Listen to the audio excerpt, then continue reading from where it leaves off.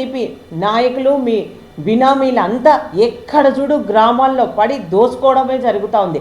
కరిమద్దెల విలేజ్లో హౌసింగ్ కింద ఇండ్లు శాంక్షన్ అయితే ఇండ్లు కట్టకుండానే ఏమి పాత ఇండ్లకే బిల్లులు చేసుకొని 60 లక్షలు తినేయడం జరిగింది. దాన్ని ఇప్పుడు అధికారులు బలైపోతూ ఉన్నారు. హౌసింగ్ ఈ అధికారులు బలి కావడం జరుగుతూ ఉంది మీ అనుచరులు చేసిన నిర్వాకం వల్ల. ఇలా చెప్పుకుంటూ పోతే కోకొల్లలు మీరంటే నియోజకవర్గ ప్రజలందరికీ బాగా తెలుసు, బాగా అనుభవం కూడా వచ్చింది. కాబట్టి మేము ఒక్కటే తెలియజేస్తూ ఉన్నాం, తప్పకుండా ఇదంతా ప్రజలంతా గమనిస్తూ ఉన్నారు.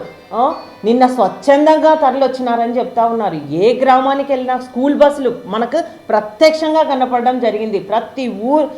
ప్రతి ఊరికి 2 స్కూల్ బస్సులు పెట్టి తప్పకుండా తరలించడం జరిగింది. ఎందుకయ్యా మీరంతా ఇంకా వైసీపీ ప్రభుత్వం అంటేనే మీరంటేనే ప్రజలందరికీ తెలిసిపోయింది. ఎప్పుడు ఎలక్షన్స్ వస్తాయా, ఎప్పుడు ఈ ప్రభుత్వాన్ని ఇంటికి పంపిస్తామా అని కూడా రాష్ట్ర ప్రజలంతా కూడా ఎదురు చూస్తూ ఉన్నారు. తప్పకుండా వచ్చేది తెలుగుదేశం ప్రభుత్వమే.